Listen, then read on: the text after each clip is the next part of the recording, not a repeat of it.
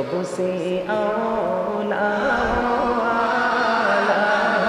हमारा नबी, सबसे बाला आला हमारा नबी, सबसे औला आला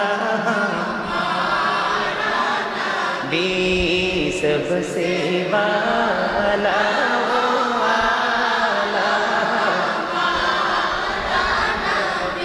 अपने मौला का प्यारा हमारा नबी, अपने मौला का प्यारा हमारा नबी, दोनों आलम का दुल्हा हमारा नबी, सबसे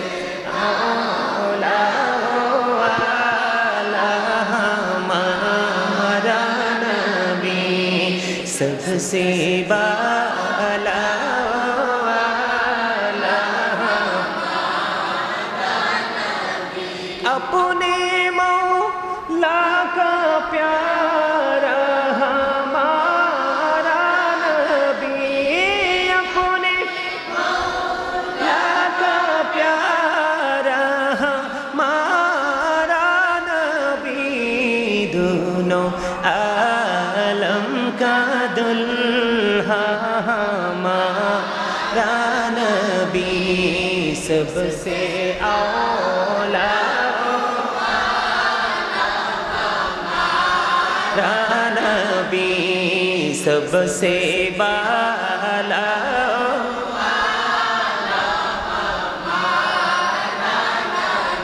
खुल्कों से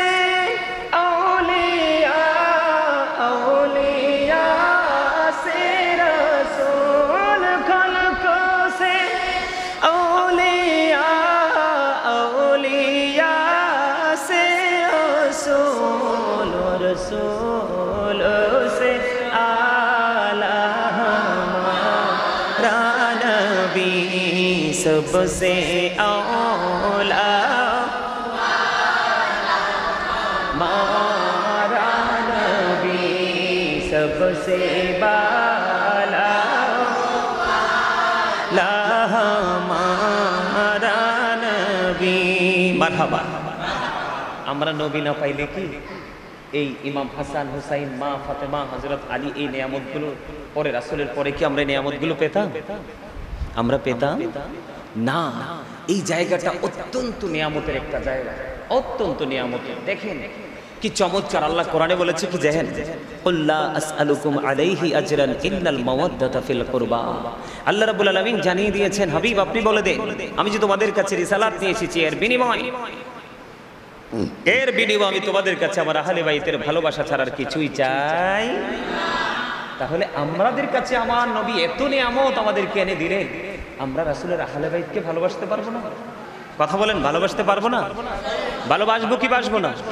আরো যেটা বলেন বন্ধুরে আমার, দেখেন শুধু নবীকে শিখি আল্লাহ রাব্বুল আলামিন নবীকে বলে তিনি ক্ষান্ত নয়, আপনার আমার প্রাণের নবী আমাদের জন্য পুরো নিয়ামতের খবর দিয়েছেন।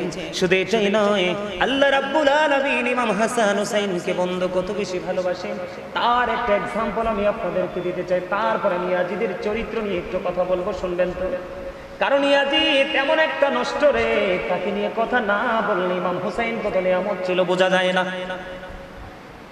কথা ঠিক আছে নি? আপনারা কি বাড়িতে গরু কি ছাইরাইছেন মাঠে? কেউ নিয়ে যাবে? কথা বলেন নিয়ে যাবে? আরো জোরে বলেন নিয়ে যাবে? তো কথা বলেন না কেন? আপনার তো অসুস্থ মানুষের মতো লাগে, রোগাক্রান্ত মানুষ, রোগী মানুষ চিনেন? মানুষের বডির রোগ কিন্তু ওষুধ খাইলে চলে যায়, কিন্তু মনের রোগ এমন এক রোগ এটা পৃথিবীর কোনো ডাক্তার সারাতে পারবে না। পারবে? কথা বলেন না কেন? আপনারা কি জবান দিছে খালি বুট বাদাম বিরিয়ানি চা দোকানে বসে চা কফি বিয়ের বাড়িতে গিয়ে মজার মজার খাবার খাওয়ার জন্য? দোকানপাটে রাস্তাঘাটে কোলাহল পরিবেশে গিয়ে অপ্রাসঙ্গিক অগ্রহণযোগ্য কথা বলার জন্য? নো, আল্লাহ রাব্বুল আলামিন আপনাকে আমাকে জবান দিয়েছে আল্লাহর জিকির করার জন্য। কিসের জন্য? খবর রাখেন কি আর জানেন কি? শুধু বিরিয়ানির ডেকের দিকে তাকায় থাকলে চলবে না, তাকায় থাকতে থাকতে হুট করে একদিন দম বের হয়ে যাবে। এরপরে কি করবেন? ওখানে যাওয়ার পরে খবর আছে, আল্লাহ বলেছে আসো, ইন্না বাতশা রাব্বিকা লাশাদীদ, the seizing of Allah is difficult. আল্লাহ রাব্বুল আলামিন বান্দাকে ধরবে খুব শক্তভাবে। আল্লাহ বলেছেন ইন্নাল্লাহা সারিউল হিসাব, Allah is quick to take account, আল্লাহ হিসাব গ্রহণে অত্যন্ত তৎপর। আপনাকে ধরবে খুব শক্তভাবে এবং আপনার কাছ থেকে হিসাবও নেবে চুকিয়ে চুকিয়ে। আপনি এই দুনিয়াতে টাকা দিয়ে, ঘোষ দিয়ে, টেলিফোন দিয়ে কত কৌশল করে আপনি পার পেয়ে যেতে পারেন, পিছন দিয়ে দেয়াল খুঁড়ে বের হয়ে যেতে পারেন, কিন্তু উপারটা এতটাই ভয়ঙ্কর হবে, এতটা মারাত্মক হবে। আল্লাহ রাব্বুল আলামিন বলেছে, আমার দিকে তাকান, আল্লাহ রাব্বুল আলামিন বলেছে উপারে আর মরার সুযোগ নাই। লা ইয়ামুতু, people will not die that day, সেদিন মানুষের মরার সুযোগ নাই। আল্লাহ বলেছেন এরপরে ফিহা ওয়ালা ইয়াহইয়া, পিপল উইল বি, আল্লাহ রাব্বুল আলামিন বলে দিয়েছেন যে সেইখানে মানুষ আর বাঁচতেও পারবে না। People will not be able two live that day, সেদিন মানুষের বাঁচারও সুযোগ নেই। আল্লাহ রাব্বুল আলামিন তারপরে বলেছেন ওমা হুম আনহা বিগাইবিন, people will not be able to escape that day, সেখান থেকে মানুষ পালাতেও পারবে না। যাবেন কোথায়? এবার একটু আপনাদেরকে বলতে হবে, আপনারা খুব শক্ত মানুষ, দু চারজন ছাড়া ম্যাক্সিমাম লোক একেবারে পাথরের মতো শক্ত লোক। আমি আপনাদেরকে বলি, ওপারে কিন্তু খাবারের ব্যবস্থা আছে। একটু আগে বললাম না, আল্লাহ কোরআনে বলেছে জান্নাতীদের জন্য জান্নাত থেকে খাবার বরাদ্দ হবে, আর জাহান্নামীদের জন্য খাবার বরাদ্দ হবে কোনটা জানেননি? জাহান্নামীদের জন্য একটা খাবার বরাদ্দ করে রাখছে, রাসূল আমাদেরকে জানিয়েছে।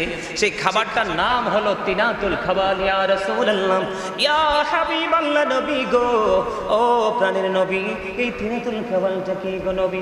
আমার নবী বলে দিয়েছেন আরেকটা জাহান্নামীর নিংড়ানো রক্তপুঞ্জ। ওমা নাউজুবিল্লাহ, এত খারাপ খবর শুনলে কেউ সুবহানাল্লাহ কয়? আমার কথা কি বুঝতে পারছেন? দুর্গন্ধযুক্ত খাবার, পচা লিকুইড খাবার দেওয়া হবে, তরল তরল জুস খান না, এরকম পচা জিনিস খাওয়ানো হবে, পচা জিনিস। ওই যে বললাম পচা জিনিস খাইতে হবে, বাধ্য থাকতে হবে সেদিন খাইতে। বাঁচতেও পারবেন না, মরতেও পারবেন না, পালাতেও, টেলিফোনও নাই, ফোন মিস কল দিতে পারবেন না কাউকে, ওখান থেকে সুযোগ আছে? খাতা কলম দিব লেখা, চিঠি লেখার জন্য? হ্যাঁ, ওখানে কি ডাকঘর আছে? কিছুই নাই, কিছুই নাই, বড় ভয়ঙ্কর জায়গা। এ জালিবেত লোক, জালিবেত দাও, ফিরে দাও, ফিরে দাও, যাও ওঠো, একজন ওঠো, তুমি ওঠো, যাও ফিরে দাও, ফিরে দাও। জালিবেত আছে, মাদ্রাসাতে জালিবেত আছে, নিয়ে আনালে আমার কাছে দাও। জালিবেত, জালিবেত, মাইর দাও, মাইর দাও, মাইর দাও, দূরে দাও, দূরে দাও, দূরে না দিলে ঠিক হইতো না। এই বেতানো, বেতানো, আরে বেত নিয়ে এসো, আমার কাছে দাও। তোমরা না মারতে পারলে আমি মারার লোক। এখন ফুলাফানির লোকে ভালো কথার দিন নাই তো, মারা গেছে দিন। এত দুষ্ট এখনকার ফুলাফাইন, আপনারা হাঁটতে কিলকনি, বইতে কিলকনি, তাইলে ঠিক থাকবো, নাইলে ঠিক থাকবে না। আপনাদের মতো মুরব্বীদেরকে এরা বেচতে পারবে, আবার ছড়াই আনতেও পারবে। কেন জানেন? এই দুর্দশার কারণ কি জানেন? এখনকার যুব সমাজটা একবার ধ্বংস হয়ে গেছে। এই দুর্দশার কারণ হলো, আমার দিকে তাকান, এই দুর্দশার অন্যতম কারণ হলো আল্লাহ রাসূল বলেছেন আদিবু আওলাদাকুম আলা সালাতি খিসারিন হুব্বি নবীকুম ওয়া হুব্বি আহলি বাইতিহি ওয়া আলা কিরাতিল কুরআন। আমার রাসূল বলেছেন তোমরা তোমাদের সন্তানদেরকে তিনটি বিষয় শিক্ষা দাও। কয়টি? কথা বলে না কয়টি? আরে আরো জোরে বলেন না কয়টি? তিনটি। একটা হলো হুব্বি নবীকুম, আল্লাহ রাসূল বলেছেন teach the love of the profit, নবীর ভালোবাসা শিখাও। ওয়া হুব্বি আহলি বাইতিহি, টিচ ফ্যামিলি লাভ, নবীর পরিবারের ভালোবাসা শিখাও। এরপরে বলেছেন ওয়া আলা কিরাতিল কুরআন, learn to recite the holy Quran. তোমরা তোমাদের সন্তানদেরকে নবীর প্রেম শিখাও, কারণ এই প্রেম হলো ঈমান এবং ফরজ। এরপরে বলেছেন ওয়া হুব্বি আহলি বাইতিহি, নবীর পরিবারের ভালোবাসা শিখাও, কারণ এই ভালোবাসাটাও আমাদের জন্য কি ফরজ, এটা ঈমান। এরপরে বলেছেন আলা কিরাতিল কোরআন, কোরআন তেলাওয়াত শিখাও। আজকে কি আমাদের কাছে কি সেই শিক্ষাটা আছে? কথা বলেন আছে? এটার জন্য দায়ী বাবা মা। আমরা কিন্তু শিক্ষা দিতে চাই, আমরা শুধু দুনিয়ার রং নিয়ে তামাশা নিয়ে থাকতে চাই। আপনাদেরকে সচেতন হতে হবে, সজাগ হতে হবে, অ্যাক্টিভ হতে হবে, না হয়ে কিন্তু পরবর্তী জেনারেশনকে কল্যাণের দিকে এগিয়ে নিয়ে দেওয়া সম্ভব হবে না। এখানে প্রথমে নবী, তারপরে হচ্ছে নবীর পরিবার, আহলে বাইতের পাঞ্জাতনের ভালোবাসা। কথা কি বুঝতে পারছেন? তা আমাদেরকে কিন্তু সেই দিকে নজর রেখে চলতে হবে। আমি যেটা বলতে চেয়েছিলাম, তাদেরকে আল্লাহ রাব্বুল আলামিন কেমন ভাবে ভালোবাসেন, সেই ভালোবাসার একটা সিম্পটম আপনারা দেখেন। ইমাম হুসাইন ছোট, মায়ের কাছে বললেন, মা গো আমি একটু খেলে আসি। ছোট খেলতে যাওয়ার সময় মা খাতুনে জান্নাত ফাতেমার গলায় জড়িয়ে ধরে বললেন, মা গো আমি খেলতে যাই, আমাকে খেলা শেষ করে আসার পরে আপনি আমাকে আপেল দিবেন। মা ফাতেমা বললেন, বাবা যাও, আমি তোমাকে আপেল দিব, আপেল খাওয়াবো। এই কথা বলার পরে হুসাইন তো মায়ের কাছ থেকে চলে গেল। মা ফাতেমা পরক্ষণে চিন্তা করে দেখলেন, এখন তো মদিনায় আপেল পাওয়া যাবে না, কারণ মদিনার কোথাও তো এখন আপেল নাই। এই কথা চিন্তা করে সোজা চলে গেলেন রাসূলের হুজরা মুবারকে। নবীজি হাদিস শরীফ কিতাব প্রমাণ করেছে, নবীজি বসা ছিলেন। নবীজি বসা ছিলেন, মা ফাতেমাকে দেখে আমার প্রাণীর নবী বন্ধু দাঁড়িয়ে গেলেন। মা আপনার ললাটে ঘাম দেখা যায়, কেন গো আপনাকে পেরেশান মনে হয়? এবার মা ফাতেমা একটা ডাক দিয়ে বললেন, বাবা বাবা বাবা গো, আজকে আপনার কলিজার টুকরা আপেল খেতে চেয়েছে, আমি অনুমতি দিয়েছি তাকে আপেল খাওয়াবো, কিন্তু বাবা গো মদিনায় তো আপেলের সিজন না, আমি কোত্থেকে তাকে আপেল খাওয়াবো? এবার বাবা এবং মেয়ের মধ্যে কথোপকথন চলতেছে। ঠিক তারই মধ্যে বন্ধু আমার আল্লাহ রাব্বুল আলামিন জিবরাইলকে দিয়ে বন্ধু আপেল পাঠিয়ে দেয়। আমার নবীজির কাছে আপেল চলে আসলো। জিবরাইল এসে ডাকে রেখে বললেন, ইয়া রাসূলুল্লাহ, ইয়া হাবিবাল্লাহ, নবী গো আমার দুইটা বাটি এবং একটা চাকু লাগবে গো। মা আয়েশা সিদ্দিকা রাদিয়াল্লাহু তাআলা আনহার ঘর থেকে দুইটা বাটি এবং একটা চাকু এনে দেওয়া হলো। জিবরাইল আপেলটাকে বন্ধ অর্ধাংশ করলেন, অর্ধাংশ করে একটা অংশ বাটির মধ্যে বসাই দিলেন, আর একটা অংশ নবীজির পবিত্র হাত মোবারকে তুলে দিলেন। ইয়া রাসূলুল্লাহ, এই কথা বলে বন্ধু জিবরাইল রাসূলের কাছে বলে চলে গেলেন। এরপরে ইমাম মা ফাতেমা আপেলটার অংশটা দিয়ে দিলেন। ইমাম হুসাইন চলে আসলো, আপেলটা খাইতে দিলেন। খাওয়ার পরে এবার ইমাম হুসাইন ডেকে ডেকে বলে, মা মা গো আমার জীবনে তো এত আপেল, মজার আপেল কোনোদিন খাইনি। মা আজকে থেকে আমাকে আপেল খাওয়াবা, এই আপেল তুমি কোথা থেকে ব্যবস্থা করেছো? মা ফাতেমা ডাক দিয়ে বলে, বাবা বাবা গো তোমার নানার কাছে আল্লাহ রাব্বুল আলামিন জান্নাত থেকে আপেলটা পাঠিয়েছে। একটা দৌড় দিলেন ইমাম হুসাইন, ডাক দিয়ে বললেন, নানা নানা গো আজকে থেকে প্রতিদিন আমাকে মজার আপেল দিতে হবে। আমার নবীজি বললেন, যাও যাও তোমার জন্য আপেলের ব্যবস্থা হয়ে যাবে। এই কথা শুনে ইমাম হুসাইন খুশিতে চলে গেলেন। ওই যে বলেছিলাম জিবরাইল অর্ধেকটা কিন্তু একটা বাটির মধ্যে বসাইয়া আর একটা বাটি দিয়ে ঢেকে দিয়েছে। জিবরাইল নবীজিকে বলে গেছে, ইয়া রাসূলুল্লাহ, ইয়া হাবিবাল্লাহ নবী গো, এই যে অর্ধাংশ বাটির মধ্যে রেখে দিলাম, এই বাটিটা প্রতিদিন একবার করে ঢাকনাটা সরাবেন। পরের দিন যখন ঢাকনা সরালেন, ঢাকনা সরানোর উপরে চাইয়া দেখে অর্ধেক আপেল পুরো আস্তা হয়ে আছে। জোরে জোরে বলেন না সুবহানাল্লাহ, আর জোরে বলেন না সুবহানাল্লাহ। বন্ধু তোমরা সবাইকে আমি পায়ে ধরে বলছি রে, ইমাম হুসাইনের প্রতি ভালোবাসা তুমি স্থাপন করো, এটাকে বাস্তবে বাস্তবায়ন করো। ওই যে নবীজি বলেছে, আল হাসান ওয়াল হুসাইন সাইয়্যিদা শাবাবি আহলিল জান্নাহ, তোমার জন্য ইমাম হাসান হুসাইন জান্নাতে দাঁড়িয়ে থাকবে। ঢাকনা যখন সরালেন, নবীজি কি জিবরাইল যেইভাবে বললেন ঢাকনাটা সরাইয়া অর্ধেকটা আপেল কেটে দিলেন, আর অর্ধাংশ যেমনি বলেছেন এমনি ঢেকে আবার রাইখা দিলেন। এই দিন চলে গেল, কিন্তু সবচেয়ে মজার খবর হলো আজকে গতকালকে আপেল কিন্তু একটাই, বুঝছেন তো আপনারা? অর্ধাংশ নবীজির হাতে, অর্ধাংশ বাটিতে, কাটার পর অর্ধাংশ আজকে খাইলো, কিন্তু গতকালকেরটার মজার মতো আজকেরটা মজা না, আজকেরটা ভিন্ন রকম স্বাদ পাওয়া যায়। কিতাব প্রমাণ করেছে বন্ধু, আপেলের কালার এবং আপেলের ধরন সবটা পৃথিবীতে আমরা এখন যেই রকম দেখি, কালারটা এরকমই ছিল আপেলের। এবার ঢাকনা সরালেন, ঢাকনা দিয়ে কেটে অর্ধাংশ খাইলেন, খাওয়ার পরে দেখলেন স্বাদ ভিন্ন, আবার এই অর্ধাংশ ঢেকে রেখে দিল। ঢেকে রেখে দেওয়ার পরে বন্ধু পরের দিন আবার ঢাকনা সরালো, আবার সেম ঘটনা, চাইয়া দেখে আপেলটা আবার আস্তা হয়ে আছে। জোরে জোরে বলেন না সুবহানাল্লাহ। এমনি করে করে করে করে 2 বছর পর্যন্ত প্রতিদিন একবার ঢাকনাটা সরানোর পরে চাইয়া দেখতো আপেলটা আস্তা হয়ে আছে, আবার কেটে অর্ধাংশ খাইতো, আবার রেখে দিত। এই 2 বছরে প্রতিদিনই ভিন্ন ভিন্ন স্বাদ ছিল। এটা হলো আহলে বাইতের প্রতি, নবীর পরিবারের প্রতি আমার আল্লাহর ভালোবাসা। জোরে জোরে বলেন না সুবহানাল্লাহ, আর জোরে বলেন না সুবহানাল্লাহ। আপনাদেরকে কেমনে বুঝাবো সুবহানাল্লাহ মানে কি? এটা তো একটা জান্নাতের বাগান। আমার রাসূল বলে দিয়েছেন, তোমরা যখন জান্নাতের বাগানে যাও, জান্নাতের বাগানে যাওয়ার পর ওখান থেকে তোমরা ফল খেয়ে নিও। ইয়া রাসূলুল্লাহ, জান্নাতের বাগানের ফল কি গো? আমার নবী বলছেন, আমি তোমাদেরকে জানিয়ে দিচ্ছি। সুবহানাল্লাহ আলহামদুলিল্লাহ ইল্লাল্লাহ, সুবহানাল্লাহ আলহামদুলিল্লাহ ইল্লাল্লাহ, লা ইলাহা ইল্লাল্লাহ, লা ইলাহা ইল্লাল্লাহ।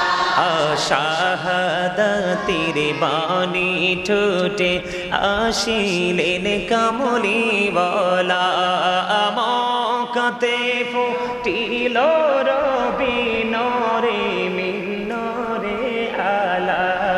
সুবহানাল্লাহ আলহামদুলিল্লাহ, লা ইলাহা ইল্লাল্লাহ মুহাম্মাদুর রাসূলুল্লাহ সাল্লাল্লাহু আলাইহি ওয়াসাল্লাম। জোরে জোরে বলেন না সুবহানাল্লাহ। ইমাম হাসান হুসাইন রাদিয়াল্লাহু তাআলা আনহু 2 ভাই। এবার ঠিক আছে তো? এবার ওকে? এবার বুঝতেছেন? হ্যাঁ ঠিক আছে আলহামদুলিল্লাহ। বসেন বসেন বসেন বসেন বসেন। নবী গো তোমার ভালোবাসা পাপ মুছে যায়, নবী গো তোমার পাপ মুছে যায়। ইয়া নবী ইয়া নবী ইয়া নবী ইয়া নবী ইয়া নবী, নবী গো তোমার ভালোবাসায় জান্নাত পাওয়া যায়, নবী গো তোমার জান্নাত পাওয়া যায়। বিআন্না লাহুমুল জান্নাহ, বিআন্না লাহুমুল জান্নাহ, বিআন্না লাহুমুল জান্নাহ, বিআন্না লাহুমুল জান্নাহ। ইয়া নবী ইয়া নবী ইয়া নবী ইয়া নবী ইয়া নবী ইয়া নবী, নবী গো তোমার ভালোবাসায় আল্লাহর ওলি হওয়া যায়, নবী গো তোমার আল্লাহর ওলি হওয়া যায়। ইয়া নবী ইয়া নবী ইয়া নবী ইয়া নবী ইয়া নবী ইয়া নবী। জোরে জোরে বলেন আলহামদুলিল্লাহ, আর জোরে বলেন আলহামদুলিল্লাহ। বলতেছিলাম বন্ধু, মা খাতুনে জান্নাত ফাতেমার কাছে যখন চলে গেলেন, 2 কলিজার টুকরা মা ফাতেমার কাছে যাওয়ার পরে মা ফাতেমা একটা ডাক দিয়ে বললেন, বাবা বাবা বাবা গো, আমার কাছে 60টা মুঠি আছে। কয়টা? 60টা মুঠি আছে রে আমার কাছে। আমি তোমাদের দিকে নিক্ষেপ করব, যে যত বেশি কুড়াইতে পারবা তার মানে আমি তোমাদের সামনে ফেলে দিব। তোমরা যে যত বেশি নিতে পারবা তার লেখা তত বেশি সুন্দর বলে বিবেচিত হবে। আওয়াজ তোলে তোলে বলুন না আল্লাহু আকবার। এবার মা ফাতেমা একটা একটা করে মুঠি নিক্ষেপ করা শুরু করলো। একটা একটা করে নিক্ষেপ করা শুরু করলো। 3টা 3টা করে 6টা নিক্ষেপ করে ফেললো। 2 ভাই 3টা 3টা করে নিয়ে গেল। আর বাকি আছে কয়টা? একটা মাত্র বাকি আছে। আমার আল্লাহ জিবরাইলকে ডাক দিয়ে বলল, যা যা জিবরাইল জলদি চলে যা রে, জিবরাইল জলদি চলে যাও, আমার ফাতেমার বাড়িতে তুমি চলে যাও। ফাতেমা যখন একটা মুঠি নিক্ষেপ করবে রে, তুমি মুঠিটাকে দুটো টুকরো করে দুই ভাইয়ের ভাগে দিয়ে দেবা। মা ফাতেমা 7 নাম্বার মুঠিটা নিক্ষেপ করতে দেরি, এটা অটো দুটো টুকরো হয়ে দুই ভাইয়ের ভাগে চলে যায়। মা মা মা মা বলো না কার লেখাটা বেশি সুন্দর হয়েছে? বাবা গো তোমাদের বিচার হবে। মা ফাতেমা চেয়ে দেখলেন তিনটা তিনটা 6টা, আর একটা অর্ধেক অর্ধেক করে দুই ভাইয়ের ভাগে চলে গেল। মা ফাতেমা একটা ডাক দিয়ে বললেন, বাবা গো তোমাদের দুই ভাইয়ের হাতের লেখাই সমান সুন্দর। আর জোরে বলেন না সুবহানাল্লাহ। তাহলে এখানে কি প্রেমের গন্ধ পাওয়া যায় কি যায় না? ভালোবাসার গান আছে না নাই?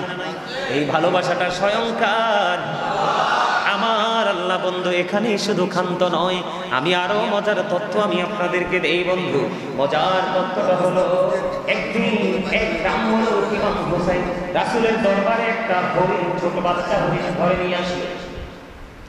ধরে নিয়ে এসে তিনি রাসূলের কাছে বলতেছেন, ইয়া রাসূলুল্লাহ আমার মনে একটা মানত ছিল, ইচ্ছা ছিল আমি আপনার দরবারে একটা হরিণ উপহার দেব। হরিণ উপহার দিতে দেরি রে, আমার নবীজি ইমাম হাসান রাদিয়াল্লাহু তাআলা আনহুকে হরিণটা দিয়ে দিল। এবার হুসাইন দেখলেন, না গো ও না, আমার ভাইয়ের এত সুন্দর একটা হরিণ তুমি উপহার দিয়ে দিলা, আমার ভাগটা কোথায়? আমার হরিণ লাগবে। কিন্তু নবীজির কাছে হরিণ আসবে কয়টা? একটা হরিণ। ইমাম হুসাইন আমার আপনার প্রাণের নবীর কাছে হরিণ চাইতে দেরি রে, আমার নবীজি চাইয়া দেখে আমাদের এই গেটটা যেমন বরাবর, ওই বরাবর দিকে সামনের দিকে চাইয়া দেখলেন একটা মা হরিণ আর একটা বাচ্চা নিয়ে দ্রুত গতিতে আমার নবীর দরবারে এসে হাজির। জোরে জোরে বলেন না সুবহানাল্লাহ। এবার যখন দৌড়ে আসতেছে আমার নবীজির কাছে মা হরিণী আসার পরে জবান খুলে গেল, আমার নবীজির কদমে সালাম দিয়ে দিলেন, ডাক দিয়ে বলতেছে, ইয়া রাসূলুল্লাহ ইয়া হাবিবাল্লাহ, নবী গো ও প্রাণের নবী, আপনার দরবারে যে বাচ্চা হরিণকে উপহার দিয়েছে, বাচ্চা হরিণকে উপহার দিয়েছে এটার মা আমি গো। এটা আপনি আপনার কলিজার টুকরা একটাকে দিয়ে দিয়েছেন, আমি মা হয়ে আমার এই বাচ্চাটা নিজে নিয়ে এসেছি, এটা আপনি আপনার আরেকটা কলিজার টুকরা হুসাইনকে দিয়ে দেন। জোরে জোরে সুবহানাল্লাহ। এই প্রেম আল্লাহ রাব্বুল আলামিন ইমাম হাসান হুসাইনকে কত বেশি ভালোবাসতেন বন্ধু। এই যদি আমরা যে জমজম তৈরি হয়েছে কার পায়ের উসিলায় বলতে পারবেন নি? কথা বলে না? জমজম বলতে পারবেন? এই তো দেখছেন আপনারা সবাই কিন্তু বোকা বৈশা রয়েছেন।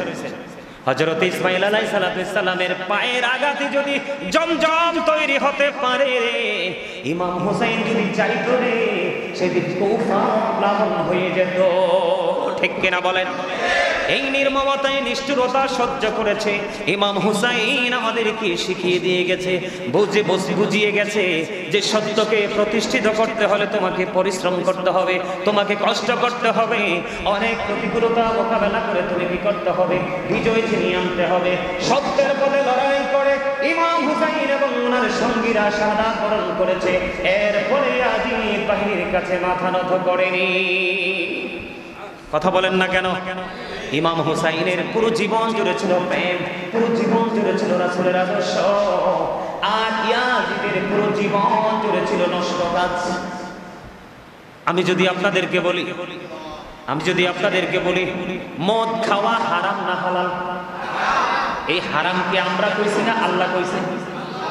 আল্লাহ রাব্বুল আলামিন পবিত্র কালামে হাকিমে বলেছেন, ইন্নামাল খামরু ওয়াল মাইসিরু ওয়াল আনসাবু ওয়াল আজলামু রিজসুম মিন আমালিশ শাইতান। আল্লাহ বলেছেন মদ, জুয়া, মূর্তি, ভাগ্য গণনা, ঘৃণ্য বস্তু শয়তানের কাজ। এখন শয়তান কি আমাদের বন্ধু না শত্রু? ইন্না শাইতানা লাকুম আদুউন ফাত্তাখিযুহু আদুওয়া। ঠিক কিনা বলেন? আল্লাহ বলেছেন শয়তান is the eternal enemy of the universe. ইমানদারদের প্রকাশ্য শত্রু হলো শয়তান, কিন্তু মুমিন যারা তাদের সম্পর্কে আল্লাহ রাব্বুল আলামিন দিয়েছেন ভিন্ন তথ্য। এটা যুবক হতে পারে, যুবতী হতে পারে, নারী হতে পারে, পুরুষ হতে পারে, বৃদ্ধ হতে পারে, বৃদ্ধা হতে পারে, বন্ধু এটার মধ্যে মুমিন মুমিনা থাকতে পারে। আমার নবীজি জানিয়ে দিয়েছেন ইন্না কাইদা শাইতানি কানা দাঈফা। আল্লাহ রাব্বুল আলামিন বলেছেন শয়তান ডিসিপশন ইজ ভেরি উইক। শয়তানের ধোঁকা মুমিনের জন্য একেবারে দুর্বল, মুমিনকে কখনোই কায়েল করতে পারে না। আরে জোরে বলেন না সুবহানাল্লাহ। শয়তানকে গায়েল করতে পারে না। এখন আমার প্রশ্ন হলো, পয়েন্ট একটা ফাইন্ড আউট করতে হবে, ঠিক কিনা বলেন? পয়েন্ট ফাইন্ড আউট করতে হবে ইয়াজিদকে চিহ্নিত করার জন্য। এই নষ্ট চরিত্র ইয়াজিদ, সে মদ খাইত এবং মানুষকে মদ খাওয়ার জন্য উৎসাহ জুগিয়ে দিত। জোরে জোরে বলেন নাউজুবিল্লাহ। তাহলে আল্লাহ কইছে মদ হারাম, ইয়াজিদ কইছে হালাল, তাহলে সে কি কাফের হইছে কিনা, কুফরি করছে কিনা? আরো জোরে বলেন। আমাদের এই বাংলাদেশে পীর সাহেব ইয়াজিদার নাম নেওয়ার আগে বলে হযরত। আপনি কি সেই পীরকে অনুসরণ করতে পারবেন? আবার বলে ইয়াজিদ নাকি 100 রাকাত নফল নামাজ পড়তো। আরো জোরে কন্যা নাউজুবিল্লাহ। আপনি ওই নামাজি হবেন না যেই নামাজে আহলে বাইতের প্রেম নাই। আপনি ওই নামাজ পড়বেন না যেই নামাজের মধ্যে আমার রাসূলের প্রেম নাই। আপনি নামাজি হলে ইমানদার নয়, আপনি কোরআনে হাফেজ হলে ইমানদার নয়, আপনি অনেক বেশি দানবীর হলে আপনি ইমানদার নয়। ইমানদারের বৈশিষ্ট্য পুরো ভিন্ন। আমি আপনাদেরকে বলে দিতে চাই বন্ধু, ইয়াজিদ বাহিনী এমন নির্মমতা, এত নিষ্ঠুরতা, সে এত নিপীড়ন চালিয়েছিল 61 হিজরিতে কারবালার ময়দানে। তার চরিত্র এত খারাপ ছিল বন্ধু। সীমার যখন ওনার দেহ থেকে মাথা মোবারক আলাদা করে দিল, এই মরুভূমির মধ্যে, কৌফার মধ্যে, উত্তপ্ত বালুকণার মধ্যে ইমাম হুসাইন রাদিয়াল্লাহু তাআলা এই পবিত্র মাথাটাকে ঘোড়া দিয়ে পদদলিত করেছিল। এরপরেও তারা ক্ষান্ত হয়নি, ইয়াজিদের বাহিনীর দিকে রওনা দিলেন পুরস্কারের জন্য। ইয়াজিদ বাহিনী নষ্ট চরিত্র, এই জন্য আমি বলি ইউ আর ভেরি ক্যারেক্টারলেস। ঠিক আছে কিনা বলেন? আরে বলেন ঠিক না বেঠিক? চরিত্রবান না চরিত্রহীন? আর জোরে বলেন কে কে বলেন চরিত্রহীন? যারা তারা হাত তোলেন। পক্ষে সবাই। আর জোরে বলেন মোট পক্ষে হাত নামান। আমি আপনাদের কাছে আজকে তুলে ধরবো কতটা নিকৃষ্ট চরিত্রের ছিল ইয়াজিদ। পুরো এই কুফার মধ্যে পদদলিত করে ইয়াজিদের বাড়ির দিকে রওনা হলেন পুরস্কারের জন্য। পথের মধ্যে রাত্র হয়ে গেল। রাত্র যখন হয়ে গেল, এই পৃথিবীর বুকে দেখবেন কিছু মানুষ এখানে কয় একটা, আর একটু পরে গিয়ে কয় আরেকটা। এই বাড়িতে বলে এক ধরনের কথা, ওই বাড়িতে গিয়ে বলে আরেক ধরনের কথা। এই মত চেঞ্জ করার কারণ হলো মুখের লালসা। ঠিক কিনা বলেন? আমি আপনাদেরকে এক্সাম্পল দিই। রাতের মধ্যে বন্ধু কি হয়ে গেল? রাতের মধ্যে আপনার যাইতে যাইতে রাত হয়ে গেল। প্রতিমধ্যে রাস্তার মধ্যে তারা তাবু গাড়লো যেখানে, সেখানে ছিল এক খ্রিস্টান পাদ্রী। খ্রিস্টান পাদ্রী জানতে পারলো যে ইমাম হুসাইনের মাথা নিয়ে যাচ্ছে। পাদ্রী সইতে পারলো না, পাদ্রীর কলিজা চিরে খানকার হয়ে যায়। অথচ সে খ্রিস্টান। দৌড়ে চলে আসলো ইয়াজিদ বাহিনীর কাছে। এসে ইয়াজিদ বাহিনীকে ডেকে ডেকে বলল, তোমরা আমাকে আজকে একটা রাতের জন্য ইমাম হুসাইনের মাথাটা শুধু আমারে দিবা, আমি এর বিনিময় দিব 10,000 দিরহাম। এই কথা বলার পরে দেখেন কত লোভী। কি হয়ে গেল? রাজি হয়ে গেল। ওই পাদ্রী নিয়ে গেল গির্জার মধ্যে, উঁচু জায়গার মধ্যে রাখলেন। রাখার পরে সুগন্ধযুক্ত পানি দিয়ে ধুতো করলেন। ধুতো করে সারা রাত ইমাম হুসাইনের পবিত্র চেহারার দিকে তাকায় রইলেন। দুই চোখের পানি ঝরে ঝরে ঝরে ঝরে পড়তে লাগলো। তিনি বলতে লাগলেন, ওই পাদ্রী আমি চাইয়া দেখলাম ইমাম হুসাইনের মাথাটার চারপাশে, ইমাম হুসাইনের মাথাটার চারপাশে সাদা একটা নুরানি পাখি যেন তাওয়াফ করতেছে। জোরে জোরে সুবহানাল্লাহ। এখান থেকে নিয়ে যাওয়া হলো ইয়াজিদের কাছে। ইয়াজিদ ইমাম হুসাইনের মাথার মধ্যে খুঁচাচ্ছে আর আঘাত করছে, বিকৃত ভাষা ব্যবহার করছে। তখন ঈসাই ধর্মের একজন লোক এখানে অবস্থান করছিল। তিনি ডাক দিয়ে বলল, রে ইয়াজিদ, তোরা কত নিকৃষ্ট, তোদের কি কোনো চরিত্র নাই রে? আমরা ঈসাই ধর্ম অনুসরণ করি, আমাদের কাছে ঈসা নবীর জামা নয়, একটা ঘোড়ার খোরা আমরা যত্ন করে রেখে দিয়েছি। এখনো পর্যন্ত এই ঘোড়ার খোরাটাকে আমরা একটা দিন আছে, সেই দিন এই ঘোড়ার খোরাটাকে কাবার মতো আমরা তাওয়াফ করতে থাকি। আর যেই কলেজার টুকরা, রাসূলের কলেজার টুকরা, যিনি জান্নাতে যাবে না, শুধু জান্নাতে যোগে যোগে যোগে যোগে যোগে যোগে যত যত যুবকেরা ইমাম হাসান হুসাইনকে ভালোবেসে যাবে, তাদের জন্য রিসিপশনে দাঁড়িয়ে থাকবে। আর তার কলিজা, তাকে হত্যা করে, তাকে শহীদ করে তুমি ক্ষান্ত হওনি, তার দাঁতের মধ্যে আঘাত করে করে বিকৃত ভাষা ব্যবহার করছো। তোমার মতো নিকৃষ্ট, তোমাদের মতো পাপিষ্ট, তোমাদের মতো চরিত্রহীন সৃষ্টি জগতে আর কিছু হতে পারে না। আমি আপনাদেরকে আবার একটু বেগ নিয়ে আসতে চাই। যখন সীমার বসেছিল ইমাম হুসাইনকে শহীদ করার জন্য, আমার ইমাম হুসাইন কলিজার টুকরা ডাক দিয়ে বলছে, সীমার তোর বুকের জামাটা একটু খোল, আমি তোরে একটু দেখবো। বুকের জামাটা যখন টান দিয়ে খুললেন, টান দিয়ে খোলার পরে চাইয়া দেখলেন সীমারের বুকের মধ্যে শুধু সাদা সাদা চিহ্ন দেখা যায়, যেটাকে হাদিসের ভাষায় কোন কোন জায়গায় কুষ্ঠরোগ বলা হয়েছে, কোন কোন জায়গায় দখল রোগ বলা হয়েছে। বাংলাদেশে আমরা এটাকে শ্বেত রোগ হিসাবে চিনি। আছে না নাই? সাদা হয়ে যায় এরকম অনেক লোক আছে না? ও বন্ধু, তখন ওই ইমাম হুসাইন একটু পরে শাহাদাত বরণ করবে। উনি একটা দাগ দিয়ে বলেছিল, রে সীমান, তুই বুঝি সেই বদকিসমত, আমার নানা বলে গিয়েছিল সাদা দাগের কিছু কুকুর আমার বাগানকে হরণ করে নিয়ে যাবে। আমার নানা যেমন বলেছে তোকে আমি দেখতে পেয়েছি, তুই বুঝি সেই বদকিসমত। জোরে জোরে কন্যা নাউজুবিল্লাহ, আর জোরে বলেন না নাউজুবিল্লাহ। বন্ধু, শুধু এখানে ক্ষান্ত নয়, ইয়াজিদ বাহিনী কত চরিত্রহীন ছিল, কত নিষ্ঠুর ছিল, কত নির্মম ছিল, তারা কতটা পাষাণ ছিল। যেই নবী না হলে কোনো কিছু হতো না। হিন্দু, খ্রিস্টান, বৌদ্ধ, পশু পাখি, অবলা প্রাণী পর্যন্ত ফুরাত নদীর পানি বরাদ্দ পান করা বরাদ্দ ছিল, নবীজির কলিজার টুকরার জন্য পানি বরাদ্দ নাই। নাউজুবিল্লাহ বলবেন না? আরো জোরে। এটাকে আমরা মুসলমান হিসেবে মানতে পারি? আর কোনো মানুষ কি তার নেতার কষ্ট সইতে পারে? কথা বলেন না কেন? আরো জোরে বলেন। আমি আপনাদেরকে বলি, ইয়াজিদের চরিত্র কেন খারাপ? কেন খারাপ হওয়ার পিছনে অন্যতম কারণ হলো, ইয়াজিদের চরিত্র খারাপ হলো, ইয়াজিদের উপদেষ্টা যিনি ছিলেন উনি ছিলেন একজন ইহুদি। কি ছিল? একজন ইহুদি ছিল ইয়াজিদের উপদেষ্টা, যার নাম ছিল শারজন বিন মানসুরুর রুমি। তার কাজ ছিল দিনের বেলা বানর নাচানো, রাত্র যখন হতো মদের আসর বসাতো, অসভ্য নারীদেরকে নিয়ে রং তামাশা করত। জোরে জোরে কন্যা নাউজুবিল্লাহ। এখন বেঈমানেরা মুসলমানের বন্ধু না শত্রু? আল্লাহ রাব্বুল আলামিন বলেছেন, ইন্নাল কাফিরিনা কানু লাকুম আদুওয়াম মুবিনা। আল্লাহ রাব্বুল আলামিন বলেছেন, the heretics are the eternal enemy of the believers. ঈমানদারদের প্রকাশ্য শত্রু হলো বেঈমানেরা। আল্লাহ কোরআনে আরো বলেছেন, বেঈমানদের জন্য বরাদ্দ জাহান্নাম, উইদ্দাত লিল কাফিরিন। আল্লাহ বলেছেন, উইদ্দাত লিল মুত্তাকিন, মুত্তাকিনদের জন্য বরাদ্দ জান্নাত। আপনি মুত্তাকি হতে হলে রাসূল এবং রাসূলের আহলে বাইতকে আদর্শ হিসাবে মেনে নিতে হবে। Islam is not only a religion but also complete code of life. পরিপূর্ণ পূর্ণাঙ্গ জীবন ব্যবস্থা রয়েছে ইসলামের মধ্যে, আর সেই ইসলামের নির্যাস হলো আপনার আমার প্রাণের নবী। আরো জোরে কন্যা সুবহানাল্লাহ। এবং নবী পরিবার, আমি আপনাদেরকে আলোচনা শেষ করে দিচ্ছি বন্ধু। আমি আপনাদেরকে আরো মজার খবর দিতে চাই। এগুলো কোড করে নিয়ে যান, এগুলো রেকর্ড করে নিয়ে যান। আপনারা মানুষকে বলতে পারবেন, সাধারণ মানুষ গাজী সুলাইমান আল কাদরি কথাগুলো বলে গেছে, আপনারা মানুষকে এগুলো শোনাবেন। আমার দিকে তাকান। 61 হিজরিতে কারবালা হয়েছে। কত হিজরি মুখস্থ করেন? কত হিজরি? 61 হিজরিতে মুহররমের 10 তারিখে কারবালা হলো। আর 63 হিজরিতে ইয়াজিদ বাহিনী পৃথিবীর বুকে এমন নির্মম তাণ্ডব চালিয়েছে। জিলহজের চাঁদের 3 দিন ছিল। কয়দিন?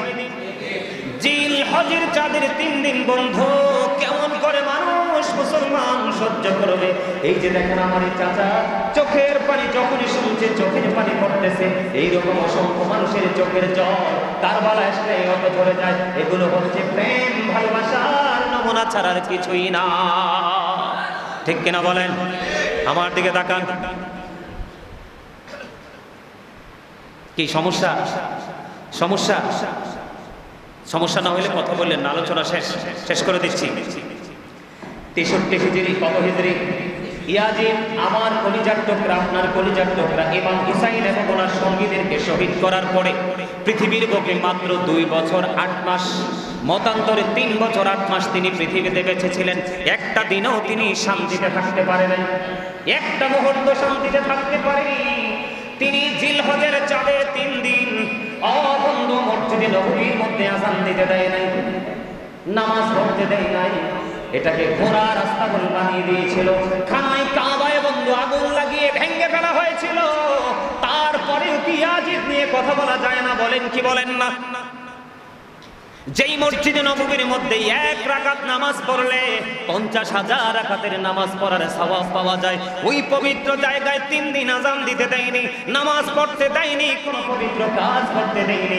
সেই 3 দিন তারা মদ খাওয়া, জিনা করা, ব্যভিচার করা, যত ধরনের হারাম কাজ সব কিছু তারা বৈধ বলে ঘোষণা দিয়ে দিয়েছে।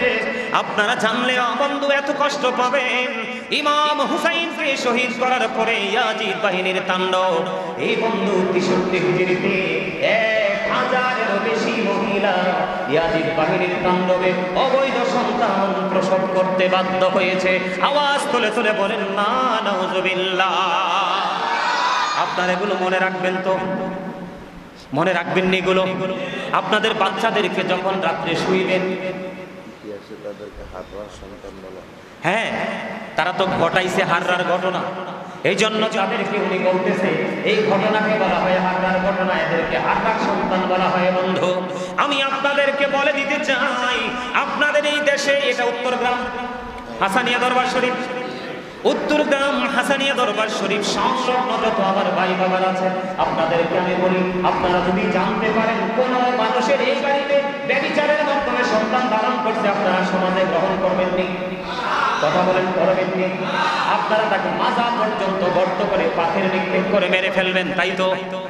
আর যদি 1000-এরও বেশি মদিনার পবিত্র মাটিতে যদি ইয়াজিদ বাহিনীর তাণ্ডবে যদি 1000-এর বেশি নারী অবৈধ সন্তান, যারও সন্তান প্রসব করতে বাধ্য হয়, তাহলে তাদেরকে নিয়ে আরেকটা কারবালা করার দরকার ছিল কি ছিল না? এই জমানো যদি থাকতো আমরা কি ছেড়ে দিতাম তাদেরকে? কথা বলেন, ছেড়ে দিতাম? এখনো যে আছে চোরের মতো লুকাই লুকাই থাকে, অনলাইনে ঘরে বসে বসে বক্তব্য দেয়, আর যারা সামনে থাকে ওরাও অসভ্য শোনে। কোন সভ্য মানুষ ইয়াজিদের প্রশংসা শুনতে পারে না, কারণ ইয়াজিদের প্রশংসা করার কিছু নাই, কিছু নাই, কিছু নাই। তার পুরো চরিত্রটাই ছিল নষ্ট চরিত্র। যে একজন উপদেষ্টা গ্রহণ করেছিল ইহুদি, যার নাম ছিল শারজুন বিন মানসুর রুমি, এখানে শুধু ক্ষান্ত নয় বন্ধু, 700 সাহাবীকে অতর্কিতভাবে হত্যা করেছে। জোরে কন্না নাউজুবিল্লাহ, আর জোরে বলেন নাউজুবিল্লাহ। ইন্না লিল্লাহি ওয়া ইন্না ইলাইহি রাজিউন। মদিনার 10,000-এরও বেশি সাধারণ মানুষকে হত্যা করা হয়েছিল। তারা এইভাবে বন্ধু রাষ্ট্র কায়েম করেছে।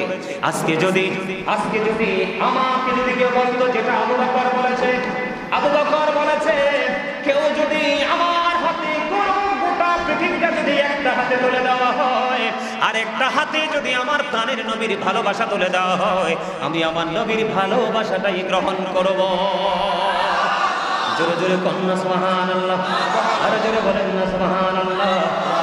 এই জন্য আমি বলতে চাই, আমার নবীকে কষ্ট, আমার রাসূলের কলিজার টুকরাকে কষ্ট দিলে রাসূল কষ্ট পায়, আর রাসূল কষ্ট পাইলে আল্লাহ কষ্ট পায়। আল্লাহ যদি কষ্ট পায় তার কোনো নিস্তার নাই। ইমাম হাসান হুসাইনকে ভালোবাসলে, মা ফাতেমাকে ভালোবাসলে, হযরত আলীকে ভালোবাসলে আমার নবীর ভালোবাসা হয়ে যায়। নবীকে ভালোবাসলে আল্লাহর ভালোবাসা হয়ে যায়। আল্লাহর ভালোবাসা যায় পায় তার ঠিকানা জান্নাত। জোরে কন্না সুবহানাল্লাহ, আর জোরে বলেন না সুবহানাল্লাহ। আপনারা জানেন না, ইমাম হুসাইনকে যখন শহীদ করা হয়েছিল, এই নিষ্ঠুরতাটা আগে বলে ফেললাম, কারণ যদি পরে মিস্টেক হয়ে যায়, সময় না পাই, এই জন্য আগে আপনাদেরকে শোনাই দিলাম। যদি বন্ধু ইমাম হুসাইনকে যখন শহীদ করা হয়েছিল, বাইতুল মুকাদ্দাসের জ্বলন্ত পাথর থেকে রক্ত প্রবাহিত হয়েছিল, তাজা রক্ত প্রবাহিত হয়েছিল। ইমাম হুসাইন রাদিয়াল্লাহু তাআলা আনহুর শাহাদাতের পরে সিরিয়ায় যে কোনো পাথর সরাইলে বন্ধু, ওই পাথরের নিচ থেকে তাজা রক্ত প্রবাহিত হয়েছে। হাদিস শরীফের মধ্যে এসেছে, যিনি হাদিস বর্ণনা করেছেন রাবী তিনি বলেছেন, ইমাম হুসাইনের শহীদের সাথে সাথে গোটা পৃথিবী এত কালো হয়ে গেছিল, মনে হয়ে গেছিল কিয়ামত কায়েম হয়ে যাবে। জিনের কান্না পর্যন্ত শুনতে পাওয়া গেছে। আকাশ কেঁদেছে, বাতাস কেঁদেছে, আসমান জমিন সব কেঁদেছে, কিন্তু নিষ্ঠুর ইয়াজিদ বাহিনীর হৃদয় কাঁদে না। নাউজুবিল্লাহ বলবেন না? আর জোরে বলেন। তাহলে ইমাম হুসাইনকে ভালোবাসবেন নি? বাসবেন। যদি ইমাম হুসাইনকে ভালোবাসেন, নামাজ পড়তে হবে। ইমাম হুসাইন শাহাদাতের 5 মুহূর্ত তিনি নামাজ ছাড়েন নাই, আছে না নাই? ইমাম হুসাইনকে ভালোবাসলে সত্য কথা বলতে হবে, সত্য পথে চলতে হবে, সত্যের সন্ধানে সব সময় থাকতে হবে, তাহলেই হবে আহলে বাইতের ভালোবাসা।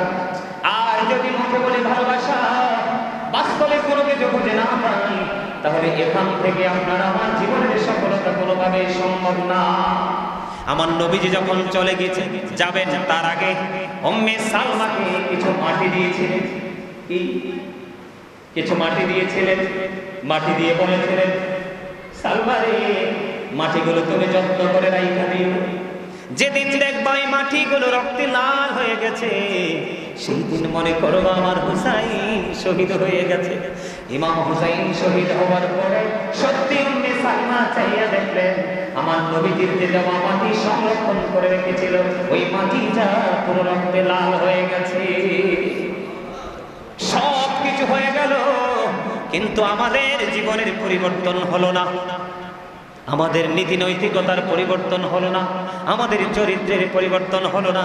পরিবর্তন তো হয়নি, বরঞ্চ অবক্ষয়ের দিকে। কথা কি আমি ঠিক বলছি? আমাদের সমাজে সত্য কথা নাই, আছে সত্য কথা? ম্যাক্সিমাম লোকে মিথ্যা কথা বলে, ম্যাক্সিমাম লোক হারাম পথ উপার্জন করে। সত্য এটা প্রচলিত পেশায় রূপান্তরিত হয়েছে, আছে না? আপনাদের উত্তর গ্রামে আশেপাশে সুদ খায়নি মানুষ, এদের সাথে ওঠা বসা চলাফেরা কিছু করবেন না। এরা মসজিদে টাকা দিলেও নিবেন না। কথা কি বুঝতে পারছে? যে সুদ খায়, যে সুদ দেয়, যে সুদের টাকা লেনদেন করে, যে স্ট্যাম্প রাখে, এমনি করে করে সুদ সংক্রান্ত বিষয়ে যত মানুষ সম্পৃক্ত আছে, সবগুলোর সাজা। বাঁচার কোনো উপায় নেই। নবীজি বেড়াতে গিয়ে জাহান্নামে দেখছে এক একটা মানুষের পেট এক একটা ঘরের মতো বড় বড়। কিসের মতো বড় বড়? এক একটার পেট এক একটা ঘরের মতো বড় বড়। জিব্রাইল এরা কারা?